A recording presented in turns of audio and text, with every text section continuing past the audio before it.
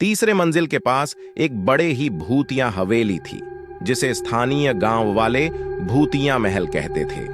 गांव में यह कहानी सुनने वाले थे कि वहां कुछ अजीब और गरीब हो रहा है, लेकिन कोई नहीं था जो वहां जाकर देख सकता था। एक रात गांव का एक युवक आर्यन ने तौर पर दोस्तों के साथ वहां जाने का निर्णय किया। उन्होंने एक पुराने पुस्तक से सुनी हुई कहानियों के बारे में सुना था, जिसमें भूतों की कहानियां थीं। भूतिया महल पहुंचते ही वहां से अजीब आवाजें आने लगीं। वे दोस्त डरपोक पर ध्यान देने लगे और एक व्यक्ति की छाया को देखा, जिसने उन्हें एक कमरे में बुलाया।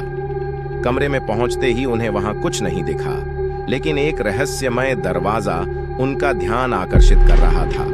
दरवाजे को खोलते ही वे एक पुराने किताब की तलाश में थे, जिसमें एक हत्या की कहानी थी। किताब के अनुसार भूतिया महल में सालों पहले एक हत्या हुई थी, जिसका अब तक हल नहीं हुआ था। आर्यन और उसके दोस्त ने वह कहानी पढ़ी, जिसमें वहां के एक व्यक्ति ने दूसरे को मार दिया था, लेकिन उसका कोई पता नहीं चला कैसे हुआ। दोस्तों के साथ वापस लौटते समय आर्यन को वह दरवाजा बंद करते हुए वहां से अजीब आवाजें आने लगी। एक अजीब सी महसूस हुई कि कोई उनको देख रहा है। वे जल्दी से बाहर निकले, लेकिन उनकी आंखों के सामने वह दरवाजा खुद बंद हो गया।